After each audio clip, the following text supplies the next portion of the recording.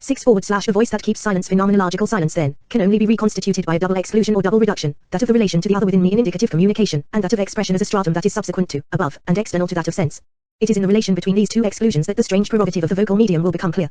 We shall start with a consideration of the first reduction as it figures in the essential distinctions to which we are here restricting our inquiry. One must admit that the criterion for the distinction between expression and indication in the end rests on an all too summary description of inner life. It is argued that there is no indication in this inner life because there is no communication, that there is no communication because there is no alter ego. And when the second person does emerge in inner language, it is a fiction, and, after all, fiction is only fiction. You have gone wrong, you can't go on like that, this is only a false communication, a feigned communication. Let us not formulate from the outside the questions that arise concerning the possibility and status of such fictions or feints and about the place from which this you can arise in monologue.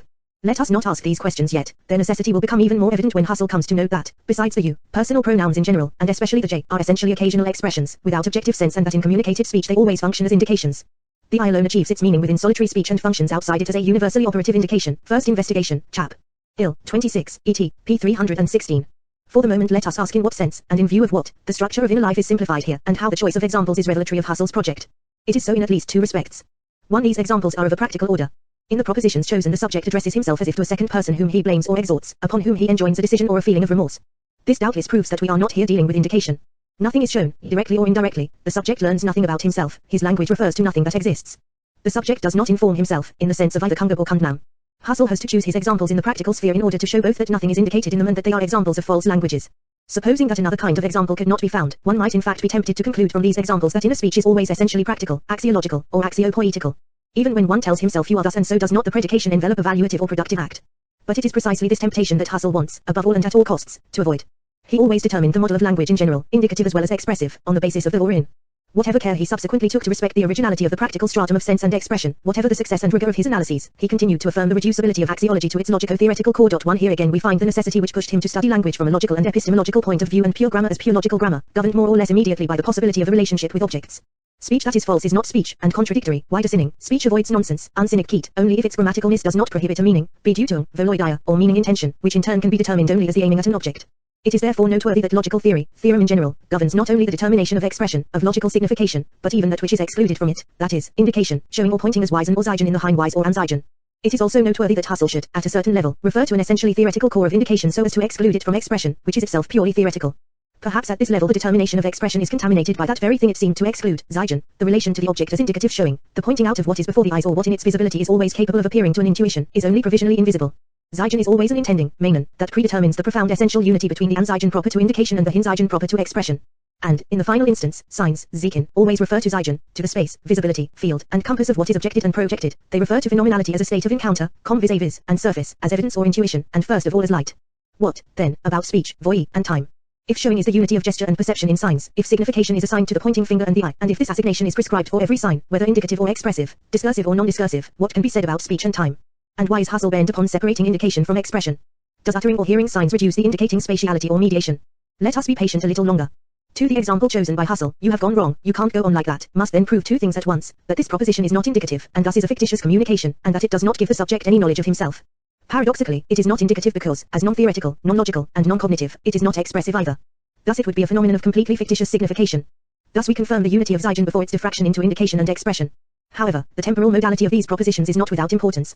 If these propositions are not cognitive propositions, it is because they are not immediately in the form of predication, they do not immediately utilize the verb to be. Their sense, therefore, if not their grammatical form, is not in the present, they take note of a past in the form of a reproach, they are exhortations to remorse and amendment.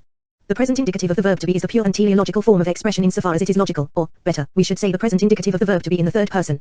Better still, the pure, teleological form is a proposition of the type S is P in which S is not a person that one could replace by a personal pronoun, for in all real speech the personal pronoun has merely an indicating value. To the subject S must be a name, the name of an object. And we know that for Husserl S is P is the fundamental and primitive form, the primordial apophantic operation from which every logical proposition must be derivable by simple construction. 3. If we posit the identity of expression and logical be due to ideas I, 124, we then have to recognize that the third person present indicative of the verb to be is the pure and irreducible core of expression. Let us recall that, in Husserl's words, an expression is not primitively an expressing oneself but is, from the outset, an expressing oneself about something. Tiber it was sick or cern, 7. The talking to oneself that Husserl wants to re-establish here is not a talking to oneself about oneself unless this can take the form of a telling oneself that S is P. It is here that speech is necessary. The sense of the verb to be, whose infinitive form, Heidegger tells us, has been enigmatically determined by philosophy on the basis of the third person present indicative, sustains an entirely singular connection with the word, that is, with the unity of the phone and sense. Evidently it is not a mere word since it can be translated into different languages. Moreover, it is not a conceptual generality. 4 But since its sense designates nothing, no thing, no state or ontic determination, since it is encountered nowhere outside the word, its irreducibility is that of the verbum or legion, the unity of thought and voice in logos. The prerogative of being cannot withstand the deconstruction of the word. To be is the first or the last word to withstand the deconstruction of a language of words. But why does using words get mixed up with the determination of being in general as presence? And why is there a privilege attached to the present indicative? Why is the epoch of the phone also the epoch of being in the form of presence, that is, of ideality? Here we must listen. Let us return to Husserl. For him, pure expression, logical expression, must be an unproductive medium which reflects, wider Spiegel, the pre-expressive stratum of sense. Its sole productivity consists in making sense pass into the ideality of conceptual and universal form. 5 There are essential reasons why all the sense is not completely repeated in expression, as well as why expressions bear dependent and incomplete significations, syncagogmatic words, etc. Nonetheless, the telos of perfect, integral, expression is the total restitution, in the form of presence of a sense actually given to intuition. Since sense is determined on the basis of a relation with an object, the element of expression consequently must protect, respect, and restore the presence of sense, both as the objects being before us, open to view, and as a proximity to self in interiority. The pre of the present object now before us is an against, gegenst, both in the sense of the up against, taut contra, of proximity and as the opposition, van contra, of the opposed. There is an unfailing complicity here between idealization and speech, voi. An ideal object is an object whose showing may be repeated indefinitely, whose presence to Zeigen is indefinitely reiterable precisely because, freed from all mundane spatiality, it is a pure noema that I can express without having, at least apparently, to pass through the world. In this sense the phenomenological voice, which seems to accomplish this operation in time does not break with the order of Zeigen but belongs to the same system and carries through its function. The passage to infinity characteristic of the idealization of objects is one with the historical advent of the phone. This does not mean that we can finally understand what the movement of idealization is on the basis of a determined function or faculty concerning which we would in turn know what it is, thanks to our familiarity with experience, the phenomenology of our body or with some objective science, phonetics, phonology, or the physiology of phonation. Quite the contrary, what makes the history of the PH ending fully enigmatic is the fact that it is inseparable from the history of idealization, that is, from the history of mind or history as such. In order to really understand where the power of the voice lies, and how metaphysics, philosophy, and the determination of being as presence constitute the epoch of speech as technical mastery of objective being, to properly understand the unity of techn and ph and ne, we must think through the objectivity of the object. The ideal object is the most objective of objects, independent of the here and now acts and events of the empirical subjectivity which intends it. It can be repeated infinitely while remaining the same. Since its presence to intuition, its being before the gaze, has no essential dependence on any worldly or empirical synthesis, the re-establishment of its sense in the form of presence becomes a universal and unlimited possibility. But, being nothing outside the world, this ideal being must be constituted, repeated, and expressed in a medium that does not impair the presence and self-presence of the acts that aim at it, a medium which both preserves the presence of the object before intuition and self-presence, the absolute proximity of the acts to themselves. The ideality of the object, which is only its being for a non-empirical consciousness, can only be expressed in an element whose phenomenality does not have worldly form. The name of this element is the voice. The voice is heard. Phonic signs, acoustical images in Saussure sense, or the phenomenological voice, are heard, on 10 thus equals heard plus understood, by the subject who proffers them in the absolute proximity of their present. The subject does not have to pass forth beyond himself to be immediately affected by his expressive activity. My words are alive because they seem not to leave me, not to fall outside me, outside my breath, at a visible distance, not to cease to belong to me, to be at my disposition without further props. In any event, the phenomenon of speech, the phenomenological voice, gives itself out in this manner. The objection will perhaps be raised that this interiority belongs to the phenomenological and ideal aspect of every signifier.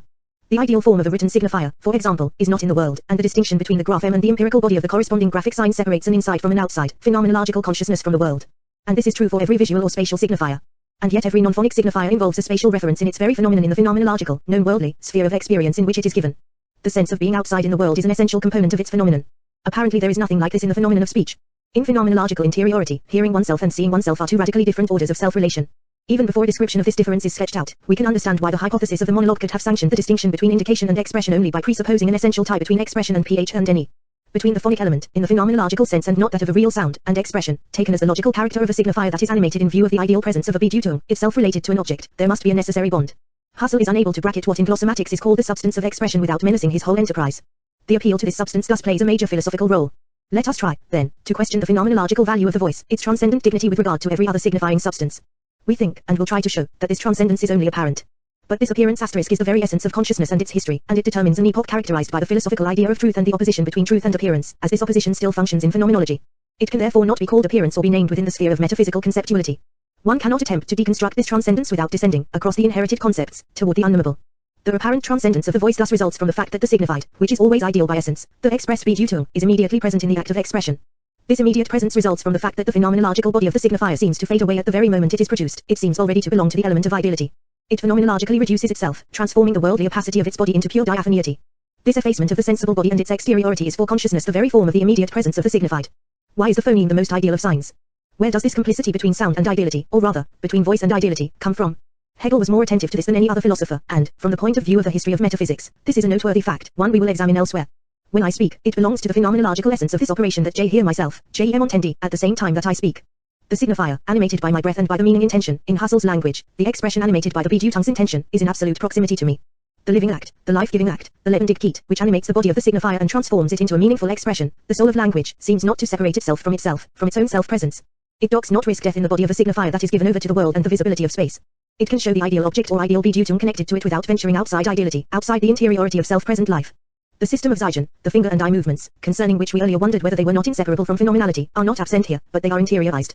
The phenomenon continues to be an object for the voice. Indeed, insofar as the ideality of the object seems to depend on the voice and thus become absolutely accessible in it, the system which ties phenomenality to the possibility of Zeigen functions better than ever in the voice. The phoneme is given as the dominated ideality of the phenomenon. This self-presence of the animating act in the transparent spirituality of what it animates, this inwardness of life with itself, which has always made us say that speech, parole, is alive, supposes, then, that the speaking subject hears himself, es entendi, in the present. Such is the essence or norm of speech. It is implied in the very structure of speech that the speaker hears himself, both that he perceives the sensible form of the phonemes and that he understands his own expressive intention. If accidents occur which seem to contradict this teleological necessity, either they will be overcome by some supplementary operation or there will be no speech. Deaf and dumb go hand in hand. He who is deaf can engage in colloquy only by shaping his acts in the form of words, whose telos requires that they be heard by him who utters them. Considered from a purely phenomenological point of view, within the reduction, the process of speech has the originality of presenting itself already as pure phenomenon, as having already suspended the natural attitude and the existential thesis of the world. The operation of hearing oneself speak is an auto-affection of a unique kind. On the one hand, it operates within the medium of universality. What appears as signified therein must be idealities that are idealiter indefinitely repeatable or transmissible as the same. On the other hand, the subject can hear or speak to himself and be affected by the signifier he produces, without passing through an external dator, the world, the sphere of what is not his own. Every other form of auto-affection must either pass through what is outside the sphere of ownness or forego any claim to universality. When I see myself, either because I gaze upon a limited region of my body or because it is reflected in a mirror, what is outside the sphere of my own has already entered the field of this auto-affection, with the result that it is no longer pure. In the experience of touching and being touched, the same thing happens. In both cases, the surface of my body, as something external, must begin by being exposed in the world. But, we could ask, are there not forms of pure auto-affection in the inwardness of one's own body which do not require the intervention of any surface displayed in the world and yet are not of the order of the voice? But then these forms remain purely empirical, for they could not belong to a medium of universal signification. Now, to account for the phenomenological power of the voice, we shall have to specify the concept of pure auto-affection more precisely and describe what, in it, makes it open to universality. As pure auto-affection, the operation of hearing oneself speak seems to reduce even the inward surface of one's own body. In its phenomenal being it seems capable of dispensing with this exteriority within interiority, this interior space in which our experience or image of our own body is spread forth. This is why hearing oneself speak /s entendre parler is experienced as an absolutely pure auto-affection, occurring in a self-proximity that would in fact be the absolute reduction of space in general. It is this purity that makes it fit for universality.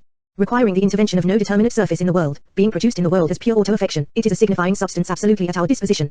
For the voice meets no obstacle to its emission in the world precisely because it is produced as pure auto-affection. This auto-affection is no doubt the possibility for what is called subjectivity or the for itself, but, without it, no world as such would appear. For its basis involves the unity of sound, which is in the world, and phone, in the phenomenological sense. An objective worldly science surely can teach us nothing about the essence of the voice. But the unity of sound and voice, which allows the voice to be produced in the world as pure auto-affection, is the sole case to escape the distinction between what is worldly and what is transcendental. By the same token, it makes that distinction possible. It is this universality which dictates that, de jure and by virtue of its structure, no consciousness is possible without the voice. The voice is the being which is present to itself in the form of universality, as consciousness, clear voice is consciousness. In colloquy, the propagation of signs does not seem to meet any obstacles because it brings together two phenomenological origins of pure auto-affection. To speak to someone is doubtless to hear oneself speak, to be heard by oneself, but, at the same time, if one is heard by another, to speak is to make him repeat immediately in himself the hearing oneself speak in the very form in which I effectuated it. This immediate repetition is a reproduction of pure auto-affection without the help of anything external. This possibility of reproduction, whose structure is absolutely unique, gives itself out as the phenomenon of a mastery or limitless power over the signifier, since the signifier itself has the form of what is not external. Ideally, in the teleological essence of speech, it would then be possible for the signifier to be in absolute proximity to the signified aimed at in intuition and governing the meaning. The signifier would become perfectly diaphanous due to the absolute proximity to the signified. This proximity is broken when, instead of hearing myself speak, I see myself write or gesture. This absolute proximity of the signifier to the signified, and its effacement in immediate presence, is UE condition for Husserl's being able to consider the medium of expression as unproductive and reflective. Paradoxically, it is also on this condition that he will be able to reduce it without loss and assert that there exists a pre-expressive stratum of sense. It is again on this condition that Husserl will accord himself the right to reduce the totality of language, be it indicative or expressive, in order to recover sense in its primordiality. How can we understand this reduction of language when Husserl, from the logical investigations to the origin of geometry, continually thought that scientific truth, i.e., absolutely ideal objects, can be found only in statements and that not only spoken language but inscription as well was indispensable for the constitution of ideal objects, that is, objects capable of being transmitted and repeated as the same? First, we should recognize that the more evident aspect of the movement which, for a long time underway, terminates in the origin of geometry confirms the underlying limitation of language to a secondary stratum of experience and, in the consideration of this secondary stratum, confirms the traditional phonologism of metaphysics. If writing brings the constitution of ideal objects to completion, it does so through phonetic writing. 8. It proceeds to fix, inscribe, record, and incarnate an already prepared utterance. To reactivate writing is always to reawaken an expression in an indication, a word in the body of a letter, which, as a symbol that may always remain empty, bears the threat of crisis in itself. Already speech was playing the same role by first constituting the identity of sense in thought. For example, the protogeometer must produce the pure ideality of the pure geometrical object in thought by a passage to the limit, assuring its transmissibility by speech, and must finally commit it to writing. By means of this written inscription, one can always repeat the original sense, that is, the act of pure thought which created the ideality of sense * with the possibility of progress that such an incarnation allows. There goes the ever-growing risk of forgetting and loss of sense. It becomes more and more difficult to reconstitute the presence of the act buried under historical sedimentations. The moment of crisis is always the moment of signs. Moreover, despite the minute detail, the rigor, and the absolute novelty of his analyses, Husserl always describes all these movements in a metaphysical conceptual system. What governs here is the absolute difference between body and soul. Writing is a body that expresses something only if we actually pronounce the verbal expression that animates it, if its space is temporalized. The word is a body that means something only if an actual intention animates it and makes it pass from the state of inert sonority, Körper, to that of an animated body, Leib. This body proper to words expresses something only if it is animated, Singlet, by an act of meaning, Bejut 10, which transforms it into a spiritual flesh, Geistige Leiblichkeit. But only the Geistigkeit or Lebendigkeit is independent and primordial. 7 As such, it needs no signifier to be present to itself. Indeed, it is as much in spite of its signifiers as thanks to them that it is awakened or maintained in life. Such is the traditional side of Husserl's language. But if Husserl had to recognize the necessity of these incarnations even as beneficial threats, it is because an underlying motif was disturbing and contesting the security of these traditional distinctions from within, and because the possibility of writing dwelt within speech, which was itself at work in the inwardness of thought. And here again we find all the incidences of primordial non-presence whose emergence we have already noted on several occasions. Even while repressing difference by assigning it to the exteriority of the signifiers, Husserl could not fail to recognize its work at the origin of sense and presence. Taking auto-affection as the exercise of the voice, auto-affection supposed that a pure difference comes to divide self-presence. In this pure difference is rooted the possibility of everything we think we can exclude from auto-affection, space, the outside, the world, the body, etc. As soon as it is admitted that auto-affection is the condition for self-presence, no pure transcendental reduction is possible. But it was necessary to pass through the transcendental reduction in order to grasp this difference in what is closest to it, which cannot mean grasping it in its identity, its purity, or its origin, for it has none. We come closest to it in the movement of difference. 8 This movement of difference is not something that happens to a transcendental subject, it produces a subject. Auto-affection is not a modality of experience that characterizes a being that would already be itself, autos. It produces sameness as self-relation within self-difference, it produces sameness as a non-identical. Shall we say that the auto-affection we have been talking about up until now concerns only the operation of the voice? Shall we say that difference concerns only the order of the phonic signifier or the secondary strata of expression? Can we always hold out for the possibility of a pure and purely self-present identity at the level Husserl wanted to disengage as a level of pre-expressive experience, that is, the level of sense prior to Bejut and expression? It would be easy to show that such a possibility is excluded at the very root of transcendental experience. Why, in fact, is the concept of auto-affection incumbent on us? What constitutes the originality of speech, what distinguishes it from every other element of signification, is that its substance seems to be purely temporal. And this temporality does not unfold a sense that would itself be non-temporal, even before being expressed. Sense is through and through temporal. According to Husserl, the omnitemporality of ideal objects is but a mode of temporality. And when Husserl describes a sense that seems to escape temporality, he hastens to make it clear that this is only a provisional step in analysis and that he is considering a constituted temporality. However, as soon as one takes the movement of temporalization into account, as it is already analyzed in the phenomenology of internal time consciousness, the concept of pure auto-affection must be employed as well. This we know is what Heidegger does in Kant and the problem of metaphysics, precisely when he is concerned with the subject of time. The source point or primordial impression that out of which the movement of temporalization is produced, is already pure auto-affection. First, it is a pure production, since temporality is never the real predicate of a being. The intuition of time itself cannot be empirical, it is a receiving that receives nothing. The absolute novelty of each now is therefore engendered by nothing, it consists in a primordial impression that engenders itself. The primal impression is the absolute beginning of this generation, the primal source, that from which all others are continuously generated. In itself, however, it is not generated, it does not come into existence as that which is generated but through spontaneous generation. It does not grow up, it has no seed, it is primal creation, the phenomenology of internal time consciousness, Appendix I, et. E131, italics added. This pure spontaneity is an impression, it creates nothing. The new now is not a being, it is not a produced object, and every language fails to describe this pure movement other than by metaphor, that is, by borrowing its concepts from the order of the objects of experience, an order this temporalization makes possible. Husserl continually warns us against these metaphors. The process by which the living now, produced by spontaneous generation, must, in order to be a now and to be retained in another now, affect itself without recourse to anything empirical but with a new primordial actuality in which it would become a non-now, a past now. This process is indeed a pure auto-affection in which the same is the same only in being affected by the other, only by becoming the other of the same. This auto-affection must be pure since the primordial impression is here affected by nothing other than itself, by the absolute novelty of another primordial impression which is another now. We speak metaphorically as soon as we introduce a determinate being into the description of this movement, we talk about movement in the very terms that movement makes possible. But we have been always already adrift in ontic metaphor, temporalization here is the root of a metaphor that can only be primordial.